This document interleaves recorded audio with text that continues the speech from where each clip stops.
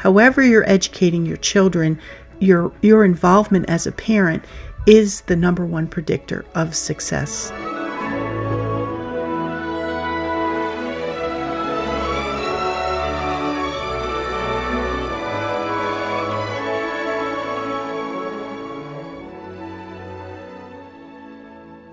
Hello, and welcome to the Arts of Language podcast with Andrew Pudewa, founder of the Institute for Excellence in Writing, or as many like to say, IEW. My name is Julie Walker, and I'm honored to serve Andrew and IEW as the Chief Marketing Officer. Our goal is to equip teachers and teaching parents with methods and materials which will aid them in training their students to become confident and competent communicators and thinkers.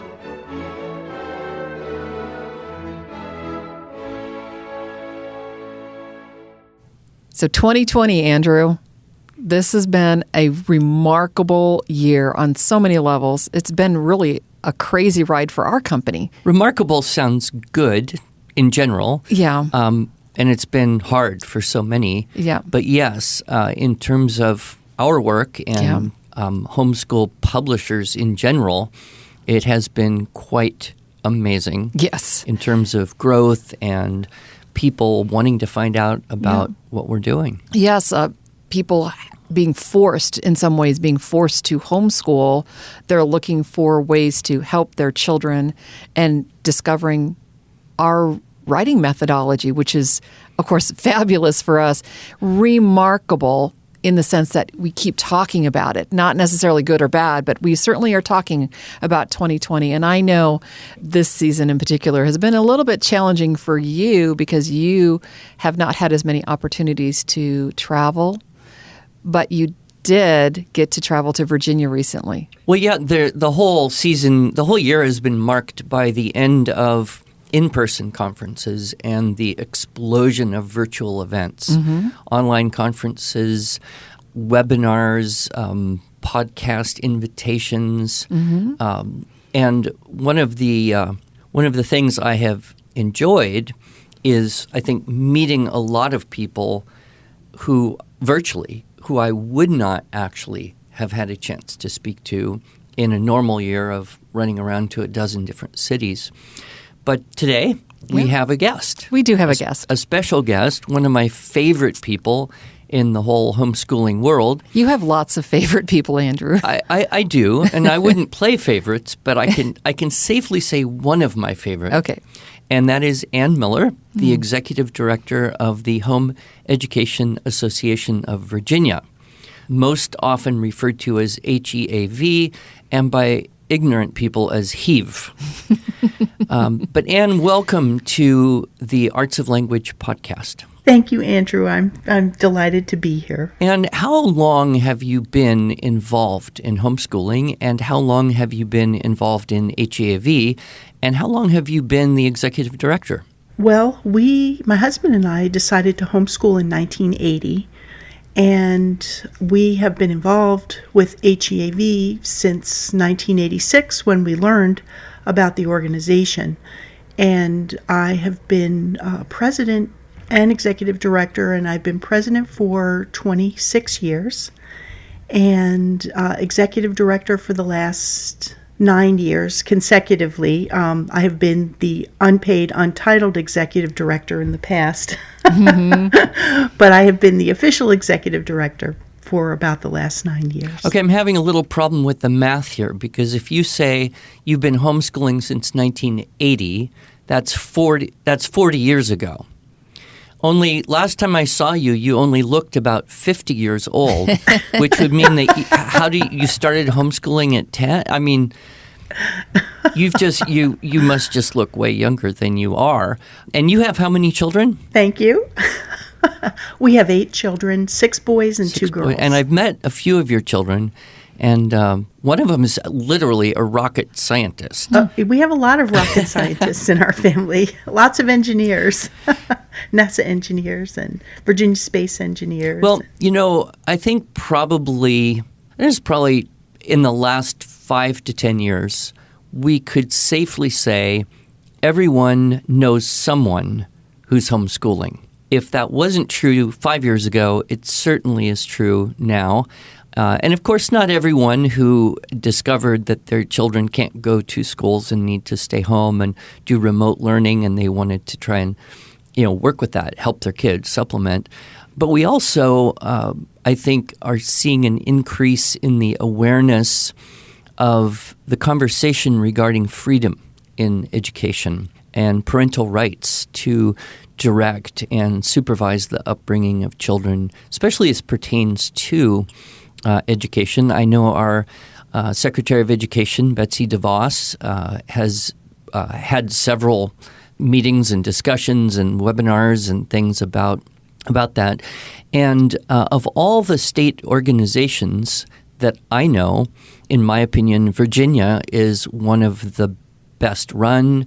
It is the most visible. Of course, you're right there next to D.C., and Virginia is kind of a interesting state politically. So I thought maybe you could share with us, first, what does a state organization do for people who are homeschooling? What does a state organization do for people who are coming into homeschooling, either tenuously or committed? And then in a broader sense, what does HEAV and other state homeschool organizations do to monitor legislation as it would affect parental rights in general? Well, those are good questions. State organizations generally are there to provide accurate information. And if anybody's been on Facebook for more than 5 minutes, they know how hard it is to get accurate information about the law, about the requirements. So state organizations provide accurate information. They also work to promote and protect homeschool freedoms. And they also equip and encourage families in their homeschool journeys. And so we are here year-round, 365 days a year, supporting families online through phone counselors and email, of course, doing whatever we need to do to help families homeschool their children. And so we're definitely here. We provide conventions and events and resources, field trips, all kinds of things year-round for homeschool families.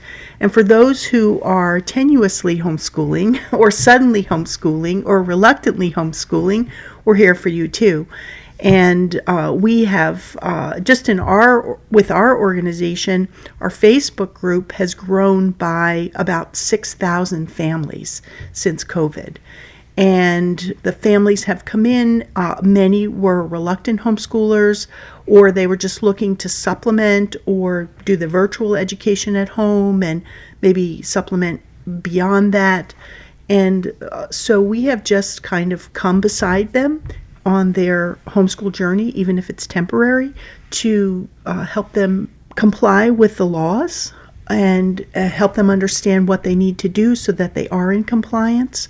And then encourage them, help them to choose curriculum, help them to deal with children who are struggling learners or have special needs. There are often children who have been bullied that have special needs as well, that we just try to come alongside parents and help them navigate learning in a new and different way. So, Anne, when you say homeschooling, are you speaking about just mom and dad, or just dad sitting at home at the dining room table with their kids, overseeing their education?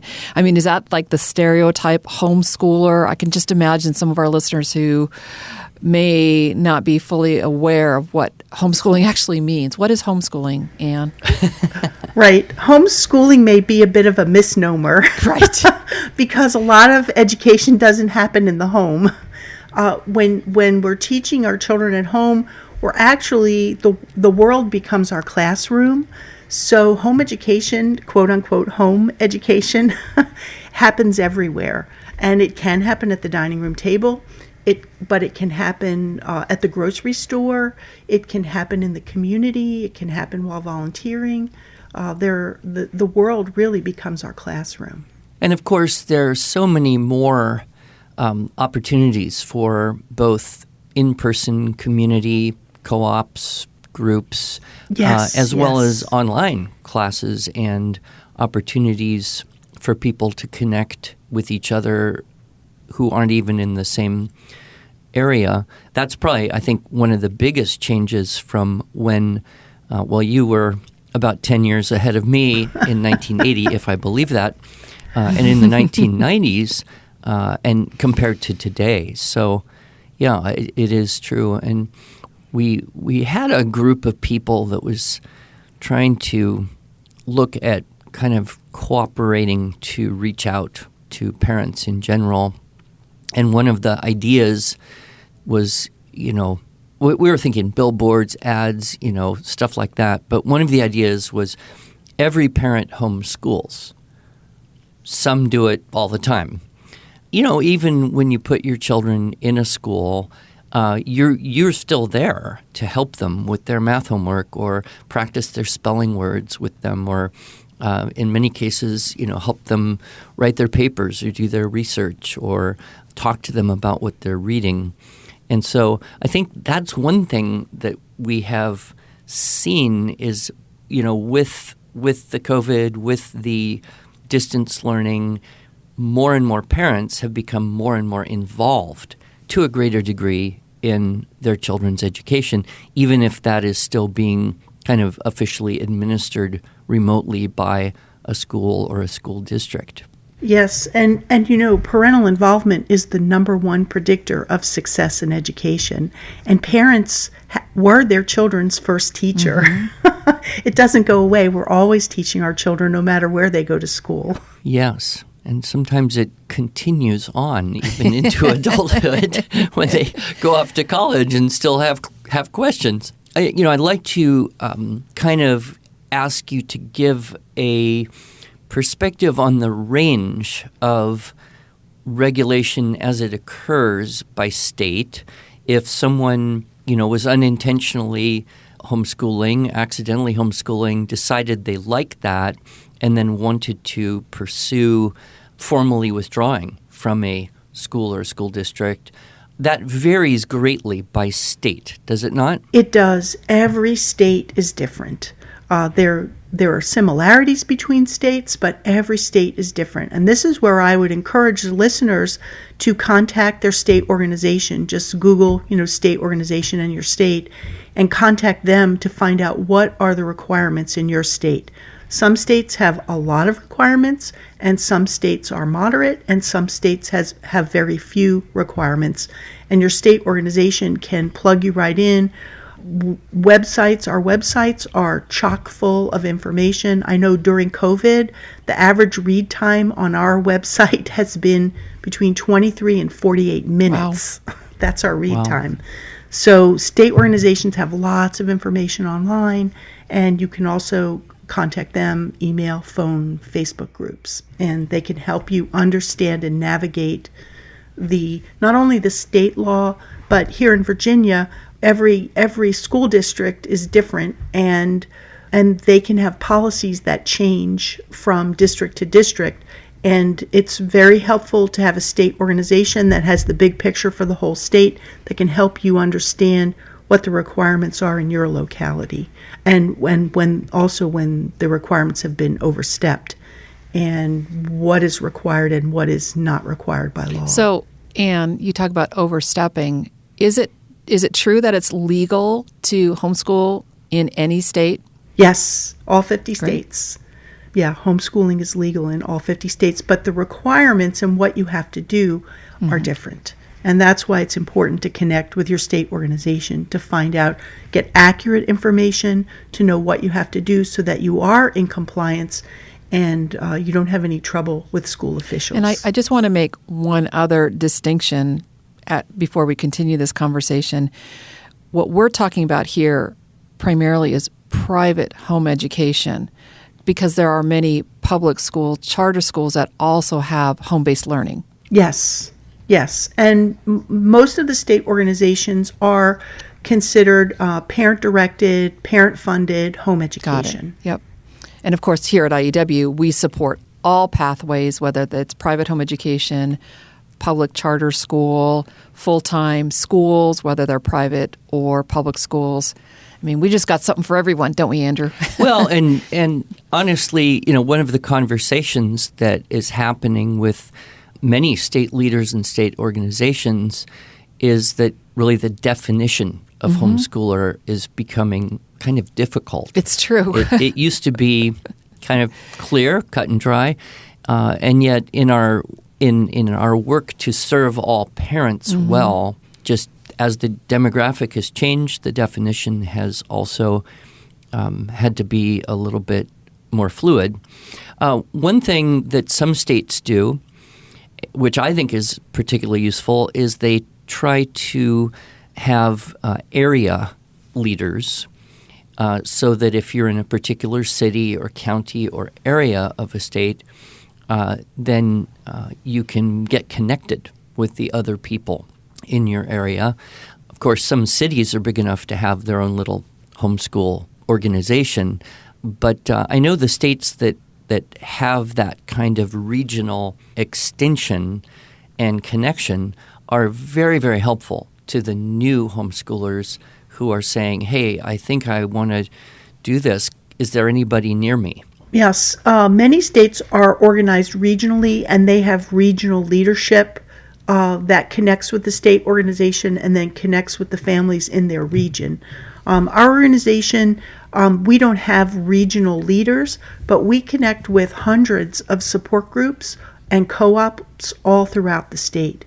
So most of the websites for the state organizations, if you go to the website, they'll also connect you to their regional leaders and to local support groups, so you can find groups that are in your area. It's it's wonderful to be able to connect locally and get with families that are like-minded and wanting to follow the same journey. Although every family's unique, the way people teach their children at home, we have the freedom to be able to teach and train them in the way that we want to, which is one of the things the state organizations have stood for, beginning back in the early 1980s when there were no homeschool laws, and most of the state organizations have founding dates in the early to mid, some late, but early to mid 80s is when state organizations began forming. Our organization began in 1983. There was no statute, but parents were being prosecuted for teaching their children at home. And that happened nationwide. So these organizations began autonomously throughout the nation to promote homeschooling freedom and to fight for that freedom. And then in the subsequent years to maintain that, we've been here to maintain that freedom and to continue the legacy of freedom to teach and train our children for 40 years. And that's closely connected with the support and efforts of the Homeschool Legal Defense Association, which is in your home state there. But I think all people coming into home education would do well to check out the hslda.org because they also have so many resources to offer, which kind of brings me to the other aspect of the activity of a state organization. I think a lot of people think, Florida state organization or Virginia state organization or California or any of those states, what they do is they have a convention and that's kind of that's their function. That's their purpose for existence. But there are, of course, this year, almost no states had any conventions at all. And you in Virginia had to cancel, as most states. But you said, we're going to pull this together, bring in some speakers, and do a live virtual broadcast out. You networked with a lot of other state organizations. And I had the privilege of being part of that. I think it was Homeschooling with Confidence, and that was a tremendous success as far as I can tell. I loved being there, and the feedback was excellent, and so you kept going there. I know that everyone is hoping 2021 will kind of go back to normal, and we can all be together in one room. Mm-hmm. But on the kind of hidden side, you have people, and I'm assuming, in Virginia and almost everywhere, it's just entirely volunteer, who do some hard work just kind of monitoring state legislation and proposals that might affect parents' rights and freedoms to educate their children as they see fit. What does that look like, and how hard is it to keep track of your state government? Oh, it is definitely a challenge. And some states have their legislature running all year round. In Virginia, we don't have that. Although this year we've had a couple of special sessions. We're still in a special session right now. But it is challenging. We usually read about 3,000 or 4,000 bills a year looking for anything that might affect homeschooling. And we have to look in a lot of different places. So we go through all the bills. We have bill readers, and then we have a team that analyzes the bills and talks with the legislators to see what the intent is on their bill, and trying to determine whether or not it could adversely affect us. And I will say legislators often unwittingly introduce legislation that would impact homeschool families, and they didn't even know it. And so we're looking out for those kinds of things, as well as legislation that would come through that could negatively impact us. And so it's a big job. And thankfully, it's not the bill reading typically is a shorter term here in Virginia, but not everywhere. It's a lot of work, and most state organizations are volunteer run and have very few paid staff, but they're committed, they're dedicated, and I know a lot of families who are helping to run their state organizations are longtime homeschoolers, although we do see the next generation coming up and understanding how important our freedoms are. But not having conventions this year has been a challenge because most homeschool organizations run on a shoestring, maybe half a shoestring. And conventions and events that we plan are a huge portion of our budget. And I know for Virginia, our convention is almost 60% of our annual budget. So not having a convention has had a drastic impact on our organization. And that is the same for all organizations across the country. This has been a very challenging year financially without having the conventions and the events that support the work that we do year round. So you've had to reach out really and think of other forms of revenue stream, looking at fundraising perhaps in a broader sense. And one thing I try to do as I talk to people all over the country is say, whether you think you need the homeschool group, your homeschool organization, your state organization, whether you think you need their services or not, shouldn't be the factor that causes you to decide whether to join and pay membership dues or whatever. But do you believe in what this organization is doing? We Americans are the most generous people on earth. We contribute more in charity and to causes that we believe in really than any other country per capita. At least that's what I've heard. I haven't done the research myself, but that's what I've heard. And so, I would like to encourage everyone, directly homeschooling or not. And there's a lot of people who may be aligned with the values of parental rights. There's probably a great number of grandparents out there who aren't homeschooling their children because their children are all grown up. But, I, as a grandparent, I would support our state organization. I believe I am actually a member of Virginia organization, even though I don't live there, because I believe, in what you do, and that it's important to support those groups that support the freedoms that I cherish as an American. So how have you kind of reached out perhaps to the broader population to say, hey, we are HEAV, and this is what we stand for, and whether you're homeschooling or not, you're welcome to support us? Yeah, I would say that we have, in this time of COVID especially, our message and the work that we do has come to be better understood by parents who normally would not be homeschooling, and they're realizing they have more freedom than they ever imagined.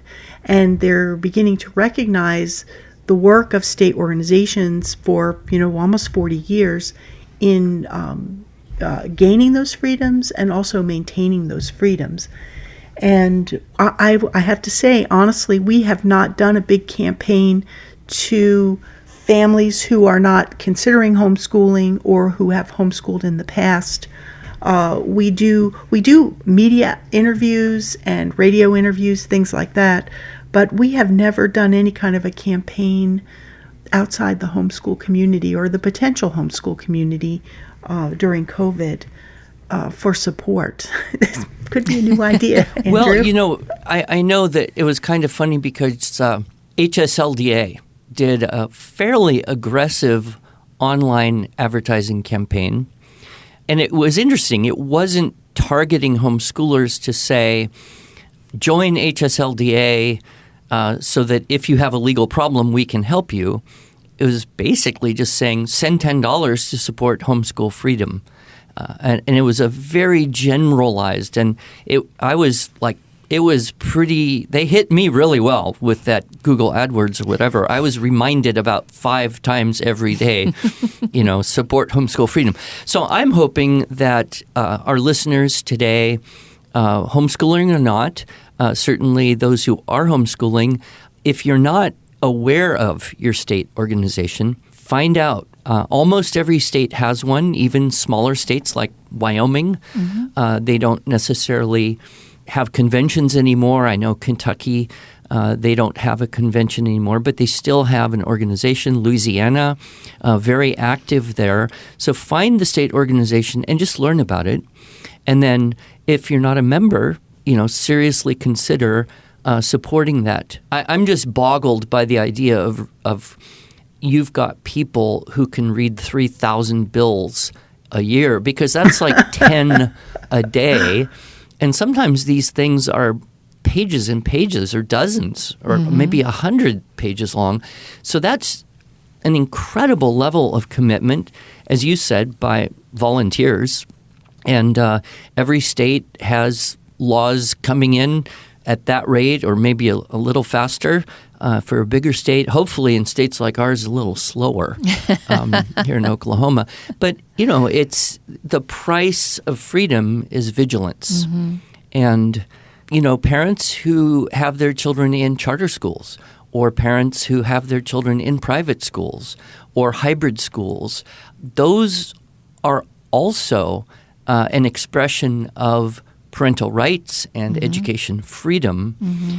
And I think that, even people in that category should say, I want to support this group in my state that is doing so much to protect and maintain those freedoms. So I commend you and HEAV, and I know several of your team, wonderful, wonderful group, and I thank you so much for all that you do. And I hope that this next year things will come back to a point where we can all be in one room and experience the joy that engenders. And if there's anything that IEW can do for you, I've tried to communicate this to all of the state leaders. Just ask. We want to get the word out and support, and be sure that you don't, shrink because of revenue problems, brainstorming ways to reach out and continue to do the very important work that you do. Well, thank you, Andrew. And you have been, and IEW, you have been incredible supporters of state organizations. I don't know a single state organization that would say otherwise. You have championed us, you have encouraged us, you have supported us financially, and we are very grateful for your vision and for your support and encouragement. And your website is heav.org, is that correct? Yes, HEAV.org. Good. And we will put links to all the state organizations that we know of in the show notes. Yep. Can we do that? Absolutely. So that, wherever you are listening to us today, from Maine to Texas to Alaska, we will try and give you a direct, easy contact. And if for some reason we missed your state, again, as Ann said, do a web search and you should be able to find out groups anywhere. And there's even homeschooling groups in U.S. protectorates, I understand, as well. Yes, yes. And many, many military families as well. We've begun working with the military liaisons, the homeschool liaisons, and we support families all over the world. Great. So as Andrew said, we'll be sure and put links to all these resources in the show notes. And I just want to ask you to say one more time that quote that you gave about the importance of parental involvement, because I think that is just a great way to end this podcast. Yes, and research shows that the number one predictor of success for children is parental involvement. So whether you're homeschooling or after schooling or you're virtual schooling, however you're educating your children, your involvement as a parent is the number one predictor of success in their lives. Right, exactly. And I love that. And let's all work together to continue to champion our parents to be able to do that very thing. Thank you, Ann. You're welcome.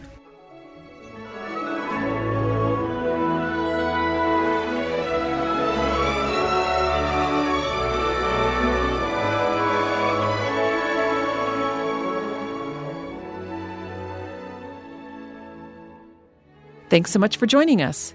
If you enjoyed this episode and want to hear more, you can subscribe to this podcast in iTunes, Google Play, or Stitcher, or just visit us each week at iew.com/podcast. Until then, on behalf of Andrew Pudewa and the team at IEW, I thank you for allowing us to partner with you on your journey toward better listening, speaking, reading, writing, and thinking.